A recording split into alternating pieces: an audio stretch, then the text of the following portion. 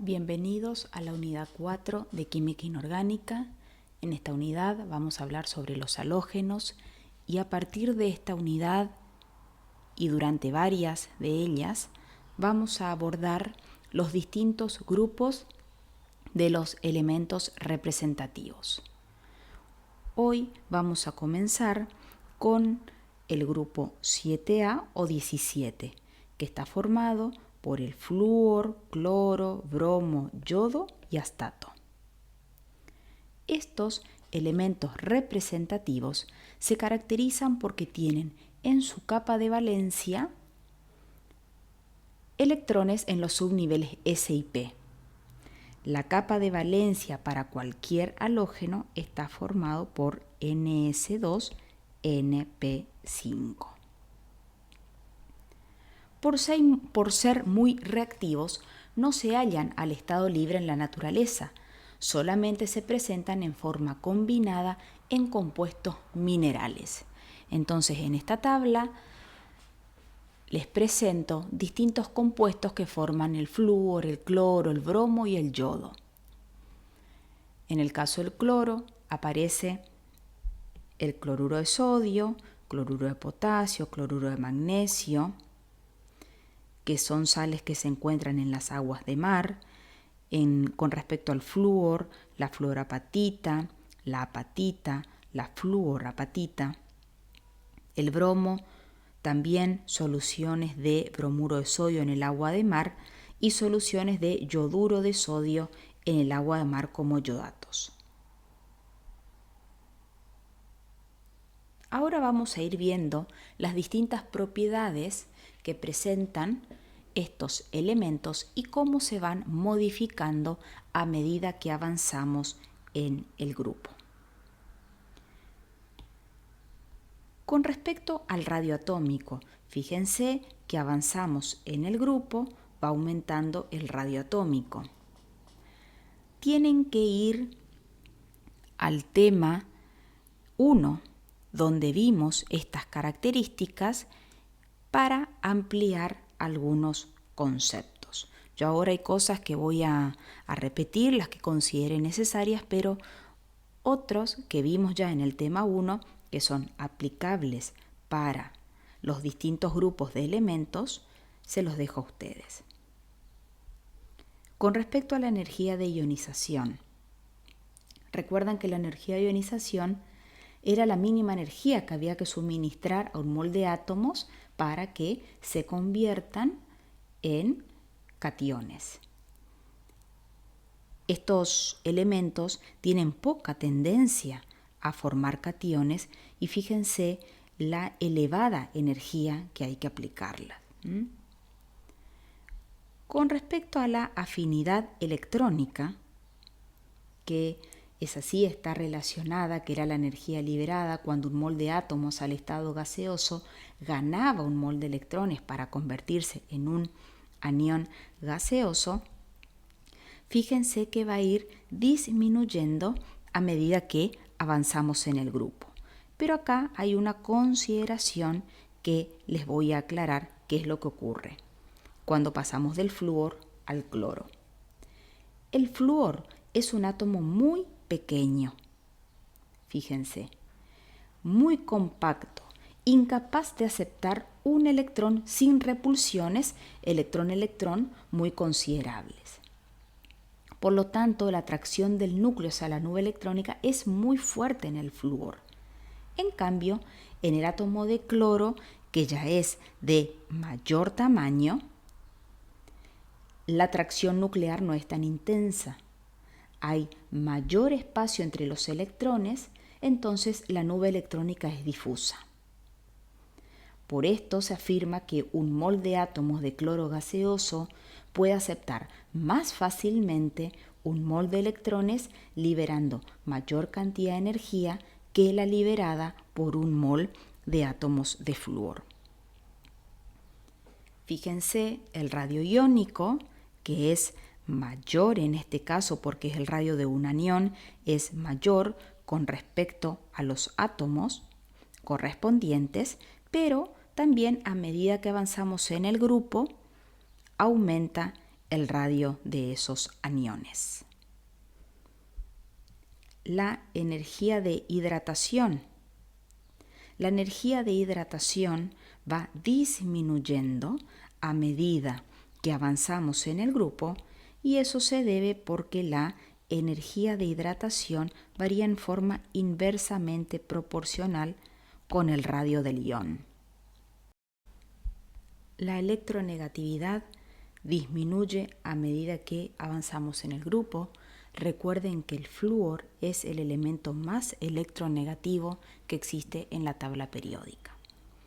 Las restantes propiedades que aparecen en este cuadro las vamos a ir viendo en las diapositivas que continúan. Estados de agregación. Para analizar el estado físico de los halógenos, tenemos que tener en cuenta la intensidad de las fuerzas de Van der Waals. ¿Por qué? Porque la intensidad de estas fuerzas varían en forma directamente proporcional al tamaño de la molécula. En el grupo de los halógenos, el flúor y el cloro se presentan en estado gaseoso, el bromo al estado líquido y el yodo en estado sólido. El flúor es la molécula más pequeña, tiene una nube electrónica compacta. Esto impide que la molécula se pueda polarizar. Debido a esto, la atracción entre las moléculas de flúor son muy débiles, y esa es la razón por qué en condiciones ordinarias el flúor es un gas. En cambio, el yodo, al tener mayor tamaño, la nube electrónica se distorsiona con facilidad, es decir, se autopolariza. Esto hace que la intensidad de las fuerzas de Van der Waals entre las moléculas sea grande, y es la explicación de por qué el yodo en condiciones ordinarias se presenta como un sólido. Con respecto a los colores que presentan los halógenos, todos los halógenos son coloreados porque absorben radiaciones del espectro visible. El espectro visible, recuerden que va de entre los 400 a los 800 nanómetros. Cuando una sustancia absorbe una determinada radiación, esta provoca una excitación electrónica de los electrones ubicados en la capa periférica. Al volver los electrones a su estado fundamental, emiten una radiación correspondiente al color complementario. Pero veamos primero acá el esquema. En forma general, ¿sí? Si una sustancia o cuerpo interactúa con radiación en el espectro visible, pueden ocurrir tres posibilidades. Que todas las radiaciones absorba, entonces uno observa un color negro. Que absorba todas menos uno, entonces se observa el color no absorbido. Y que absorban la zona de un color, entonces se observa el color complementario, y esto es lo que ocurre en el caso de los halógenos. Entonces, fíjense que la energía de la radiación varía en forma directamente proporcional con la frecuencia, pero inversamente proporcional con la longitud de onda. Que dijimos que lo que nosotros vamos a ver en el caso de los halógenos es la radiación correspondiente al color complementario. Entonces, si mi halógeno absorbe en la zona del violeta, el color complementario que va a observar es el amarillo. Si absorbe en la región del rojo, el color complementario que se observa es el verde.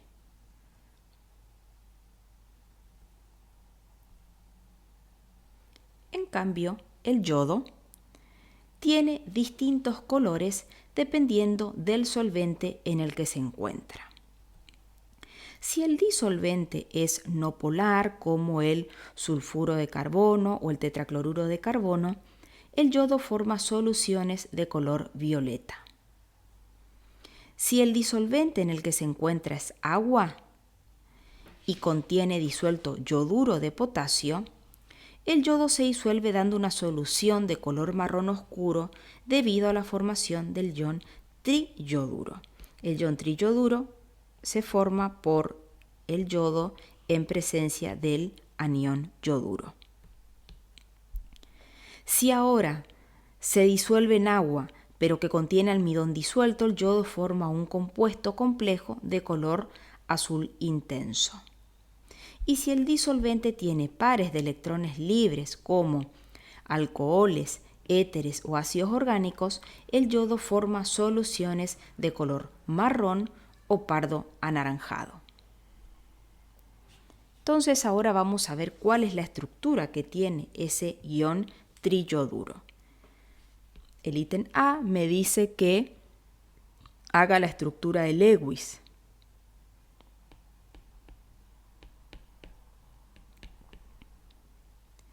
Cada uno tiene 7 electrones de valencia.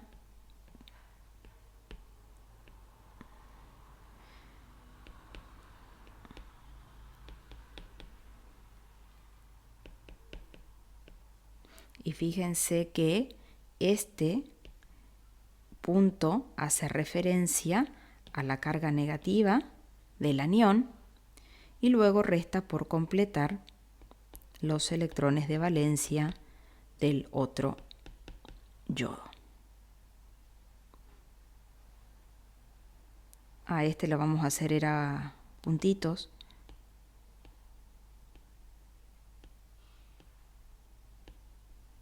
Ahí está. Ahora me dice que prediga la geometría electrónica. La geometría electrónica es una bipirámide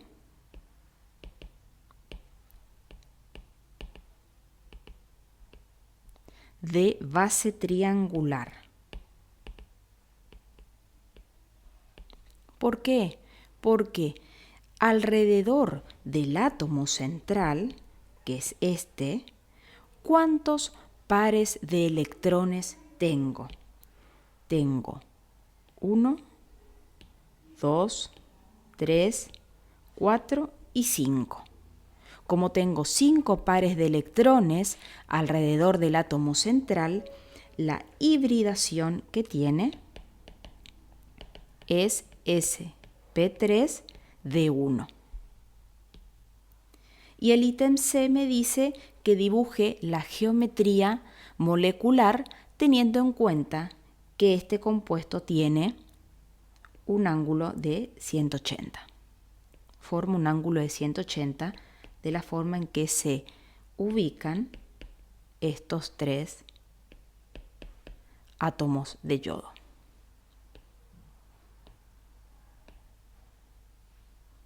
Acá tengo un par de electrones, acá tengo el otro par, acá tengo el otro par. Acá tengo 3 enlaces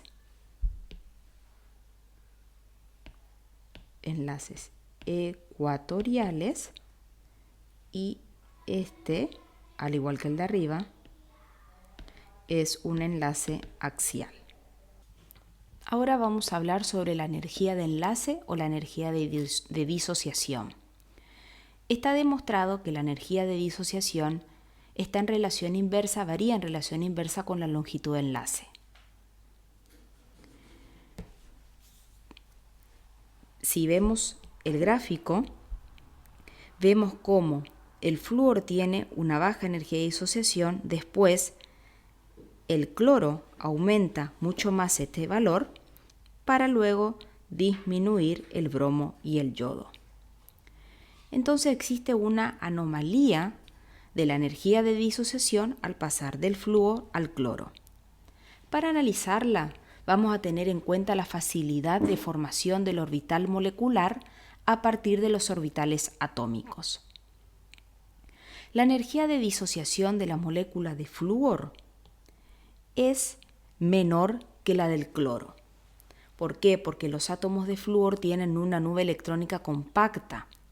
Esto hace que los electrones estén muy próximos entre sí Y cuando dos átomos de flúor se aproximan para formar la molécula, la superposición de los orbitales atómicos es muy dificultosa. Es decir, que la formación del orbital molecular que contiene el par electrónico que une a ambos átomos tiene poca estabilidad, por lo que se necesita suministrar poca energía para romper el enlace. En cambio, los átomos de cloro son de mayor tamaño, hay más espacio entre los electrones. Esto facilita la formación del orbital molecular, es decir, que la superposición de los orbitales atómicos es mucho mejor que en el caso del flúor, lo que implica que los átomos de cloro en la molécula de cloro están retenidos con mayor fuerza. Por esta razón, la energía de disociación del cloro es mayor que la del flúor. Por lo tanto, a partir del cloro se cumple que a mayor longitud de enlace tengo menor energía de disociación. Con respecto a los potenciales normales de reducción, si se van a la tabla, ahí van a observar que todos los halógenos tienen los potenciales normales de reducciones positivos, cuyos valores van disminuyendo del flúor al yodo. Por lo tanto, actúan como agentes oxidantes, es decir, que tienen la capacidad de oxidar a otras especies y ellos se reducen. Recuerden que el poder oxidante o de reducción de un elemento cualquiera no depende de la electronegatividad, sino que siempre son parámetros o factores energéticos los que influyen en que un elemento sea oxidante o reductor. Si hacemos el ciclo del cloro para calcular su calor normal de formación y que lo que nos permite obtener un mol del ion cloruro, ¿sí? Representar esta ecuación, esa reacción, y en este caso la estamos haciendo con el cloro, primero interviene la energía de disociación, luego la energía de electroafinidad y luego la energía de hidratación. Entonces, en este caso, la variación de la entalpía de formación del anión cloruro va a estar dada por la suma de estos tres factores energéticos. La formación del anión acuoso a partir de un halógeno es un proceso exotérmico. Y este valor del potencial de reducción va a ser un valor grande cuando el proceso de formación del anión acuoso sea más exotérmica. Y para que esto ocurra, las condiciones más favorables son una energía de disociación baja, una electroafinidad alta y una energía de hidratación alta. Con esto finalizamos la primera parte de la unidad 4 de halógenos.